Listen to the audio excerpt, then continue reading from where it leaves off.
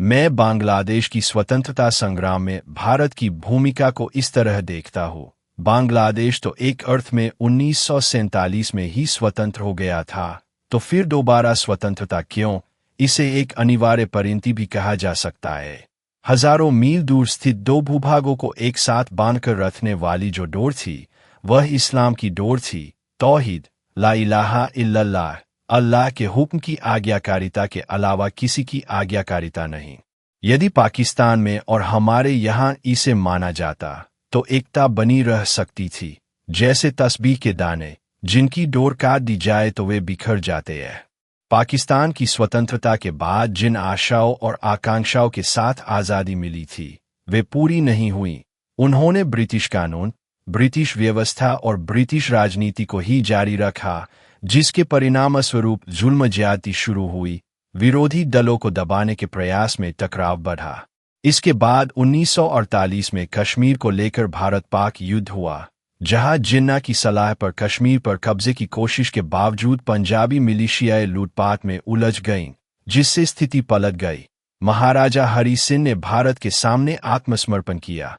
भारतीय सेना कश्मीर में दाखिल हुई। लगभग एक वर्ष में 50,000 मुसलमान मारे गए और आज भी वहां आग जल रही है।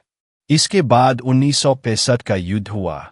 भारत स्वाभाविक रूप से पाकिस्तान को निशाना बनाता रहा और उसे विभाजित करने की कोशिश करता रहा, जैसा कि 1971 में किया और आज भी बलूचिस्तान सहित विभिन्न मुद्दों पर कर रहा है।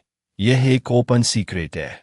यहाँ तक कि अफगानिस्तान के मुसलमानों ने भी एक समय पाकिस्तान के खिलाफ भारत से संबंध बनाए, क्योंकि भूराजनीतिक वास्तविकताओं में भारत अपने राष्ट्रीय सुरक्षा हित में पाकिस्तान को कमजोर करना चाहता था, जो उनके दृष्टिकोण से स्वाभाविक है। लेकिन 1971 में पाकिस्तान से अलग होकर क्या हमें शांति, न्याय और मानवाधिकार मिले? मुझे तो नहीं मिले। मैं स्वयं को स्वतंत्र महसूस नहीं करता। चारों ओर असुरक्षा, उकसावे, धमकियां और हिंसा है। मुझे बोलने का अधिकार नहीं। मेरे लोगों की हत्या हुई, न्याय नहीं मिला। कॉलेज जीवन से ही आंदोलन और युद्ध के बीच रहा हूं। इरशाद विरोधी आंदोलन से लेकर आज तक नई पीढ़ी भी उसी चक्र में घूम रही है। लोग व्यवसाय खो रहे हैं, संपत्ति का पलायन हो रहा है, गरीब और गरीब हो रहे हैं, प्रवासी वर्षों वर्ष देश नहीं आ पाते, कर्ज का पहाड़ खड़ा हो गया है। इस वास्तविकता में मुझे स्वतंत्रता का कोई स्वाद नहीं मिलता। भारत अपनी रणनीति के अनुसार काम करेगा। अवसर मिलने पर वह बांग्लादेश को भी टुकड़ों में बांटना चाहेगा। इसमें आश्चर्य की कोई बात नहीं। सवाल यह है कि हमने स्वयं क्या किया। संविधान में 17 बार संशोधन होने के बावजूद हम राज्य के मूल सिद्धांत तय नहीं कर पाए। हम एक दूसरे को दोष देते हैं, लेकिन अपनी एकता और आदर्शों को दुरुस्त नहीं करते। दूसरों को दोष देने से लाभ नहीं।